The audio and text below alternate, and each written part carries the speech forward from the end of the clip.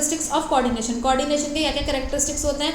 It integrates group effort, जैसे management में हमने पढ़ा था कि जो कोऑर्डिनेशन होता है वो भी एक ग्रुप एफर्ट्स को इंटीग्रेट्स करता है। इंटीग्रेट्स का मतलब होता है टोटल करना, यानी कि अलग अलग लोगों के एफर्ट्स को मिला करके जो काम करता है वो कौन करता है, कोऑर्डिनेशन करता है। It ensures unity of action, coordination ही ये चीज़ पे ध्यान रखता है कि जो सब काम हो वो कैसा हो, यूनिटी ऑफ एक्शन हो। यूनिटी ऑफ एक्शन का मतलब होता है कि सारे लोग एक ही डायरेक्शन में काम करने चाहिए, ऐसा नहीं कि कोई किसी और तरीके से काम कर रहा है, कोई किसी और तरीके से काम कर रहा है। अगर कोई अलग अलग तरीके से काम करेगा तो उस कंपनी का जो भी गोल है वो उसने अच्छे तरीके से और इतनी जल्दी से अचीव नहीं हो पाएगा।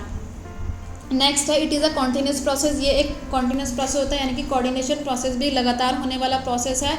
हम इसे जो है रोक नहीं सकते या फिर ये नहीं कर सकते कि आज कर लिया कल नहीं करेंगे, ये जो है कभी भी फिनिश नहीं होता है। नेक्स्ट है it is in all pervasive function, ये भी कैसा फंक्शन है, परवेसिव है। परवेसिव का मतलब होता है कि जो आपके हर लेवल पर काम करेगा, यानी कि आपके ऑर्गेनाइजेशन के हर एक कोने पर काम करेगा। ऐसा तो नहीं है कि आप किसी ऑर्गेनाइजेशन में किसी भी सेक्टर पे जाकर के, किसी भी डिपार्टमेंट में जाकर के आप ये बोलेंगे कि नहीं भाई यहाँ पर आप लोगों को अच्छे से साथ में नहीं रहना, आपको लड़ाई झगड़ा करके रहना है, नहीं।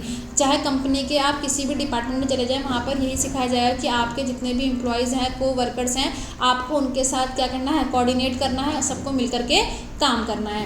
It is the responsibility of all managers, अब जितना भी जो कोऑर्डिनेशन है वो किसके बीच में होना चाहिए, वर्कर्स के बीच में होना चाहिए। अब वर्कर्स के बीच में जो कोऑर्डिनेशन होता है उसको कौन जनरेट करवाएगा, तो वो हमारी जो कौन होते हैं, मैनेजर्स होते हैं, क्योंकि मैनेजर्स ही आकर हमारे को टीम बना कर देंगे कि हाँ भाई, जैसे हमारे स्कूल में क्या होता है कि हमें ग्रुप प्रोजेक्ट्स मिलते हैं, तो ग्रुप प्रोजेक्ट्स हमें कौन देता है, हम खुद से तो नहीं कहते कि चलो भाई आज हम बैठकर ये ग्रुप बनाएंगे, हमारे टीचर्स आते हैं, हमारे को ग्रुप क्या करता है, बना कर दिया जाता है। फिर उस ग्रुप के अंदर जितने भी लोग होते हैं हम सब लोग बैठ कर डिस्कस करते हैं कि हाँ कौन कौन सा काम करने वाला है और ये काम कब तक पूरा हो जाना चाहिए। अगर हमारे को कोई टीचर हमारा ये नहीं बोलेगा करने के लिए तो हम नहीं करेंगे और लड़ाई झगड़ा सब कुछ होगा। तो इसीलिए जो मैनेजर्स होते हैं ये उनकी ही रिस्पॉन्सिबिलिटीज़ होती है कि जितने भी उनके एम्प्लॉयज़ हैं, जितने भी वर्कर्स हैं, जो भी उनकी ऑर्गेनाइजेशन है, वहाँ पर कोऑर्डिनेशन बना रहना चाहिए।